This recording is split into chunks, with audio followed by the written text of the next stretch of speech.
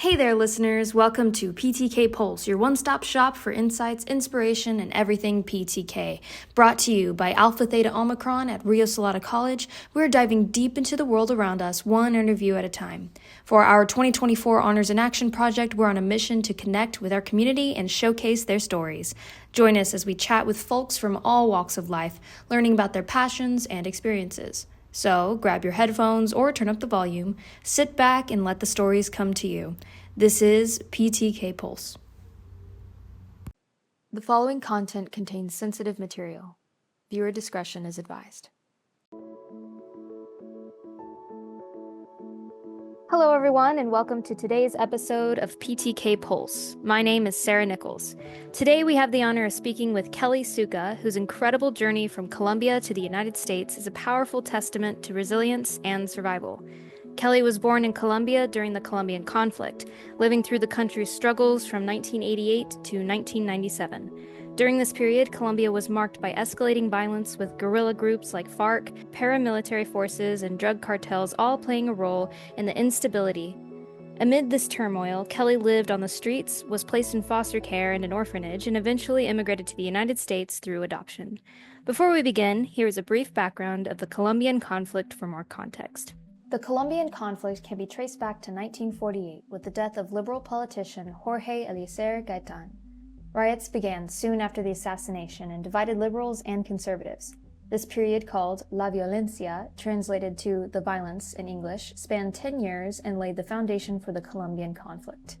After La Violencia, the Colombian government failed to provide a solution to the social and political turmoil, leading to left-wing guerrilla groups forming in the 1960s, which were heavily inspired by Marxist and socialist ideologies. We will bring up groups such as FARC, the Revolutionary Armed Forces of Colombia, and ELN, National Liberation Army. From the 1970s to the 80s, drug trade and cartels helped to finance guerrilla groups, making the conflict even more intense. During this time, right-wing paramilitary groups formed to fight against these leftists. These groups came with their own set of criminal activities, including more drug trafficking and targeted killings. The United Self-Defense Forces of Colombia, AUC, was one of the most notorious paramilitary groups. In the 1990s, the conflict escalated with increased attacks and many civilian casualties. In 2016, the Colombian government and FARC reached a peace agreement ending over 50 years of armed conflict. In this episode, Kelly will share her deeply personal story of surviving the conflict, navigating displacement, and the challenge of rebuilding a new life in the U.S. Let's get into it. Kelly, you lived in Colombia from 1988 to 1997, a period marked by intense violence and instability. What are some of your earliest memories of the conflict? How did the violence shape your daily life during that time? Interesting thing about being born in a time of war is that you don't know anything else. So my earliest moments, truly as a child, was understanding hunger, being in fear constantly, and not knowing anything else. While I understood I was hungry, while I understood I was cold, while I understood I wasn't sure what I needed because I had no idea what else. I did have a Christian missionary in my little small area. I used to live in the slums of Colombia, so the really poor area. And I had a missionary that was next door to us. And what I could tell was that I understood this lady was white and that she had a TV in her house, and her house did not have any holes. So I lived in like made up cabin of some sort, but not the type that you see here in America where it's solid. I lived where I could see different holes to look outside. That's the type of place I lived in. It wasn't made out of cement and a nice roof over my head. So my first memories truly were of fear, and the fear was because there were raids. And I lived in a dangerous part of Colombia, and I was in an extremely poor area. And we also lived near a river, and there was really no safety. And when it rained, and if you were near the river would take that house away. And that's how I lost one of my friends as a child. Oh my gosh. Yeah. Um, wow, okay. So, from 1988 to the mid 90s, the FARC and other guerrilla groups alike had a significant presence in rural and even urban areas. Did you experience firsthand the impact of those activities, like bombings or kidnappings, or were there perhaps any specific events from that period that stood out to you? So, yes, kidnappings were common, especially when you're really poor and you can defend yourself. Oh, There was a signal or where people would shout, the gorillas are coming, the gorillas are coming. And as a child, I knew automatically that you have to hide. Everybody ran and hid so you wouldn't be kidnapped. And my hiding place was actually underneath like a bed, mm, like a place where they wouldn't look, right? And I was yeah. a really small child. And I do remember the raids. I can easily draw you the boots that the men wore, and they wore bandanas over their faces. And Wow. what they would do is then they would kidnap men.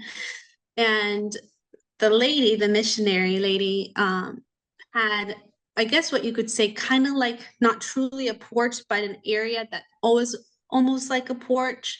Mm, And they would line them up and blindfold them and have them kneeling with their hands tied behind their backs. oh my God. And they would take them away. And my uncle was actually someone who was kidnapped. Oh, And what I heard from my brother is that he did try to run away, but he got beheaded. So oh my God. it is something that I do remember, but again, I didn't know it wasn't normal. Yeah, so Um, it's interesting to yeah. see the contrast differences from my life now to how I grew Yeah. up. Mhm. Wow. Okay. So from 1991 to 1997, Colombia also saw significant government attempts to deal with guerrilla groups and cartels, but the violence still continued, as you know. How did the government's actions or lack thereof impact your community during these years? And did you ever feel like there was hope for peace during this time? So no, I never felt that there was hope for peace. Mm, And while I knew we were at war, I also, as a child, thought that this was a normal. mm, Um, at that time when I was a child, and again, a very, very poor child, again, we didn't have phones or cell phones yeah. or TVs. Mm, Besides, when I went to the Christian missionary lady's house, I used to watch a mm, cartoon show, and that mm. was like, being a millionaire. Wow, So yeah. it wasn't like I was knew any better outside of my village, if that makes sense. Yeah. So anything, especially when you're at that point, I mean, we didn't even have like a meal a day. Mm, It was there was no change for us. wow. Mm, So yeah, I did not think that we would have peace ever. yeah. Okay. In 1993, Pablo Escobar was killed, and that marked a turning point for the Medellin cartel. Did that event change the dynamics of violence in Colombia during the time and how you personally reacted to it? Pablo Escobar's death, even though he himself died, his Mm, gang still continued what they were doing. mm, In 1993, I was 5 years old. That was the year that my father was murdered. Personally, for me, there was no difference with Pablo's death because of the fact that there were so many different groups involved, and the violence itself didn't cease because of his death. yeah. They kept going. Mhm. Wow. So, as you lived through the years of conflict, many children were forced to grow up without their families and placed into foster care or taken into orphanages. How did you cope with the loss of your family and the trauma caused by living in such a dangerous, violent environment? As I didn't cope, I survived.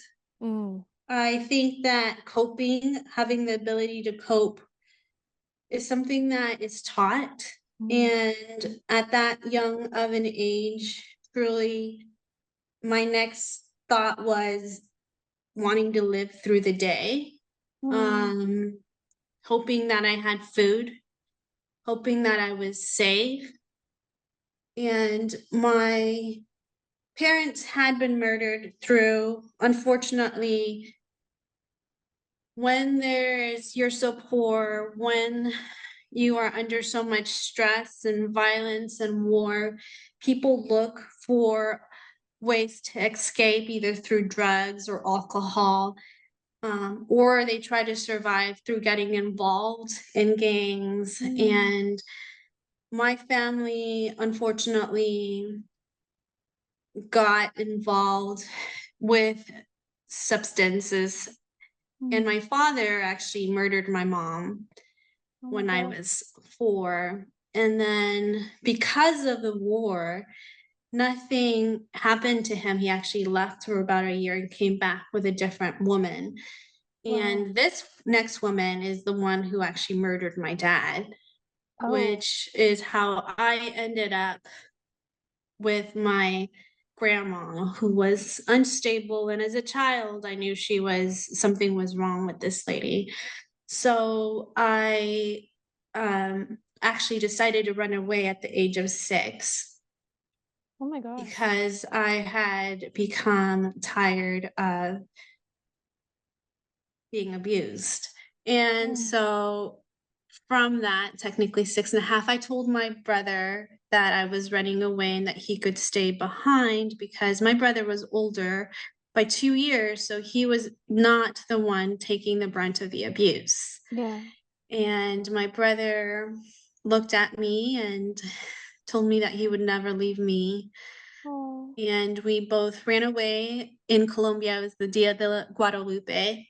Mm, And we went to church and ran away and lived in the streets of Colombia, oh my gosh. and begged for money to try to escape the life that we had. Wow. Oh my goodness. By the mid 90s, many children and young people had lost parents to violence, as you've mentioned. Can you describe what it was like for you in that environment, trying to survive and stay safe out on your own while the country's in turmoil, just losing your parents, just so much change happening? Honestly, it's hard to have a concern. I think Mm. basic needs would be a concern at that Yeah. time. I have a memory of me almost trying to steal an empanada Mm. from a vendor, and my brother actually hitting my hand. And he actually looked at me and said, just because we have nothing does not mean that we steal. Mm. We will beg, and that is how we will feed ourselves. Wow. And it's hard to explain, but the best way for me to say is if your house is on fire and you are trapped, you are just trying to survive that chaos, right? Yeah. And truly, it's a step by step thing. It's Mm. begging and trying to feed yourself and trying to be in a safe place and moving Yeah. around. And how we got so blessed and lucky is that we ended up, my brother asked a man who works as a cleaning person for I guess the city, right? And Yeah. he had asked if we could be with him, and the cleaning guy said no because he has to go through so many different areas, and it's Mm. already again very dangerous for him to do and for us to be with him. So he asked someone who worked for the Catholic Church it was a Catholic church that had a water fountain in front of it. And he is the one who fixed that water fountain, and he would allow us to sleep underneath the pipes. So we slept on cardboard boxes underneath the pipes and begged during the day. And truly, what happened was that this man ended up eventually taking us into his home. So we got extremely lucky. At that time, as a child, you would be kidnapped. You would be forced to, well, for me, prostitute or, That's enslave my terrible. body Yeah. and or fight, and or you could become, your organs get donated, or Wow. your body is used to haul drugs around and that type of stuff. So we truly had God looking over us. If you think of having such a small 6.5-year-old to 8.5-year-old by themselves, taking care of themselves in Yeah. one of the most dangerous parts of the country during war, to Wow. be almost invisible while begging and living in the streets, it's truly a miracle. Wow. It truly is. Oh my gosh. Wow, Kelly. I'm happy you're here with us. You're an Yeah, me too. inspiration. Oh my goodness. Can I ask how old your brother was at the time when you guys were living with the cleaner? So he's 2 years older than me, so I was six and a Mm. half. So 7, 8.5. He was eight and a Wow. half. Yeah. So So young. that's yeah. So Oh that my gosh. he I mean, I truly do give my brother Byron a lot of credit, because Mm. he truly had to, he was the one that if we had food, he would try to feed me. Yeah. And again, my parents weren't, while they were alive, they weren't truly Mm. mentally there. And my dad was an extreme alcoholic, an extremely abusive man. So most of the time I would be avoiding him, or again, hiding underneath the bed, Yeah. so I wouldn't be beaten. So it truly goes a lot to show just the way that my 8.5-year-old brother had to Wow. step up to take care of his little sister. That's insane. Oh my gosh. And you guys had similar upbringings, correct? Or did he have other responsibilities in the household? So he, I'm sure, had a lot more responsibilities. Mm. There was a lot more history to my dad that I found out about. Ironically, I ended up doing ancestry Mm. and found out that my dad had a wife prior to my mom, Oh, who ended up escaping my dad's abusiveness. oh Pretty my much goodness. kind of trapped her. And he was adopted out.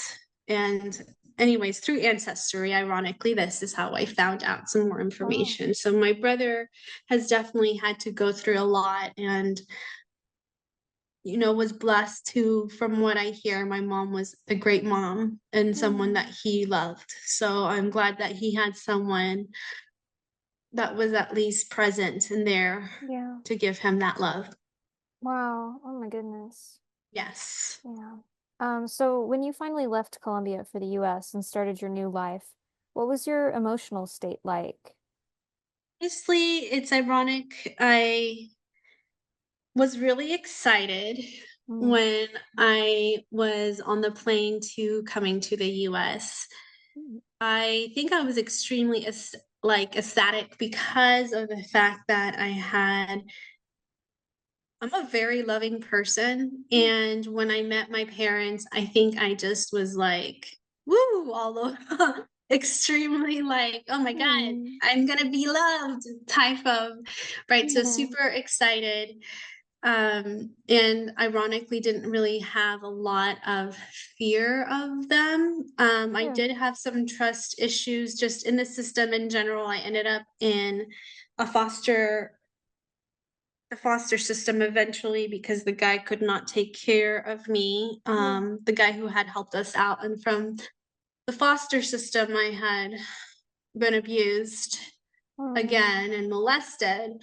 So I think I went into trust issues and then went into the orphanage, and that was tough, but that became my family as well eventually. So I feel like that transition from the orphanage to my parents, there was definitely a hard transition, but also an excitement because at that time I was also still naive, and I was thinking that from what I heard from America, that mm, I was going to be very safe. yeah. And so it almost was like, oh my gosh, I'm being taken away from death.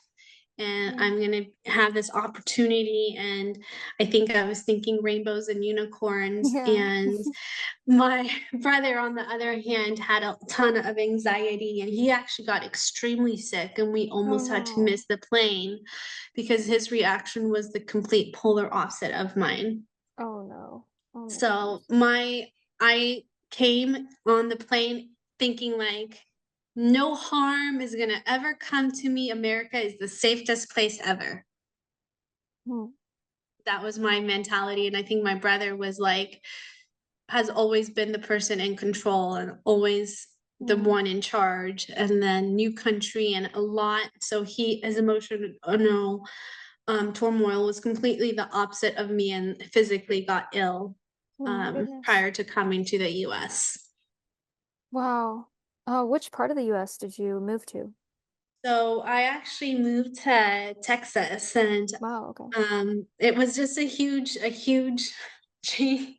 America's a huge change for people that don't live in Mhm. America, especially you have to have an understanding that I was very, very poor and I was not educated. That's something else that I think people don't realize is when you're really poor, education's not something that is Mm. available, Yeah, right? because you're And you're wanting to so, like get your next meal and that's what you're yeah, focused on. exactly. Yeah. That's kind of like, that's a plus, Yeah. right? Yeah, So exactly. It's a it is, privilege. yeah, it's a privilege. And so definitely I had no idea about the United States. I had Mhm. no idea about the world. I didn't know we lived in a world. I didn't know we were what the world Mm. was. I mean, I Yeah. saw the sun and the moon, but I didn't know planets, right? You have Hmm. to have an understanding of like how much information I was not given Yeah. because of my situation. So Mm. it Yeah. definitely was, yes, aside from the culture, aside from the food, aside from the language and the Hmm. mannerisms and fashion and everything, it was also like, oh, hey, by the way, you live in the world and there's a lots of Yeah. people in it. It's And mind Texas blowing. is one of those places where you're Mhm. like, huh? You know? Oh So yeah. Oh, it was rough. It was very hard. Again, I'm a very optimistic individual, and yeah. rainbows and unicorns, and I found out real quick that that was not the case. Oh wow. Oh my gosh. And you'd mentioned before that you didn't completely speak English when you arrived in the US, correct? So I didn't speak any English. I was Oh not my gosh. exposed to English. I started Mm. school in the orphanage. So when I'm saying I have the zero education, that's literally Mm. what I mean, as in like you put an almost 9-year-old into school and said, by the way, these are letters, these are numbers, and this is how you're supposed to write, and this is how you're supposed to speak. Wow. And then there's subjects, and I'm just like, what? Wow. Oh my Right? goodness. Like, what's Yeah. going on? So yeah, no, actually how I communicated with my parents who did not speak Spanish Mm. was through drawings. Oh, cool. Yeah. Okay. Very cool. Did they keep all your drawings and have you like looked back on them and They did. They kept some of my drawings and some of my mm. things. Actually, they gave it to me a few years ago, which was really cute. Oh, Um, but yeah, my very cool. parents, the reason I think I did so well as far as English goes is because uh, they were very well educated. They are very well educated, and they got me a tutor. So my Mm. parents, I actually flipped a 180. So it was dirt Mm. ass poor, poor, poor, poor, poor, to Mhm. then being adopted by doctors. So Wow. it was a complete 180. They did a great job of Oh. trying to help me. They got me like a tutor to try to help with the English, and Mhm. it was hard for I mean, it was Yeah. very Oh my hard for goodness. sure. People are not kind when you speak a different language and you have an accent and they can't understand you. And I dreaded standing up and having to read out loud just for the whole entire class to start Yeah. giggling Yeah, like and kids, making they fun don't of me. understand. Yeah. They're just, yeah. Wow. So next question. So looking back, do you feel the period of intense violence in Colombia shaped how you view family, safety, and community? Yes, Yeah. I definitely do. I feel because I have such a different perspective in life and I've lived through a war and I've been an individual who could have died any time or disappeared, that my perspective is different when it comes to life. And I think my ability to sympathize with individuals around the world who are living in times of war like the Palestinians is different, because I think when people think about war, they think that everyone within that country has a certain mentality, when in reality, that's just where you were born. Yeah. And you have no source to escape where you're born. Mm. And you're being punished by those in power or those who have the power to fight, right? Yeah. Hmm. And you are like a tree and you can be cut at any time because people don't want to preserve you. Oh my goodness. Wow. Given everything you've been through, from living through the Colombian conflict to rebuilding your life in the US to having an abusive marriage and overcoming it all, what would your message be to somebody who might be facing their own struggles similar to yours or who were displaced by violence today? I think my biggest message to someone is to live with hope Yeah. and to never give up. I am a huge believer that God saved my life and that I am Mm. here because of God. And for those people who I've been in times throughout my life that I wanted to give up on life Mm. because I felt so alone and I was in so much pain. And the first time that I tried killing myself was when I was actually in the foster home Oh, okay. when I was still 6. And Mm. what saved me was opening up to my brother after I attempted, right? And Mm. I want people to be able to open up. When you are drowning, you truly are living in a panic attack Yeah. and you're suffocating in so many different ways. And so it truly does feel like you are alone, but you never are. God is always with you. Hmm. There are people that are there who are willing to listen and try to help. So don't give up on yourself. We are not, just because we are born in situations and or there's violence or war in our homes, does not mean that your life is not of value. Mm. And I want people to have an understanding that they truly matter regardless of the situation that they're at, that they are loved even if they've never heard it before, and that their existence matters to the world. That's beautiful. Yeah, thank you so much for sharing that with us today and your story. I really appreciate it for you opening up in this way. I know it couldn't have been easy. Um, so yeah, thank you so much. And that is all, everybody. Thank you, Kelly. If you or someone you know is struggling, just know you're not alone. Please reach out to 988, the Suicide and Crisis Lifeline. That is all for this episode of PTK Pulse. We hope you enjoyed hearing from our special guest. As this is for our research project, please help us out by leaving a comment below mentioning what you liked about this episode, things we can improve on, and what else you'd like to hear from in the future episodes. Don't forget to follow us on Instagram and Facebook at Alpha Theta Omicron for more updates and behind-the-scenes content. And stay tuned for our next episode where we'll keep the storytelling going. Thank you for listening.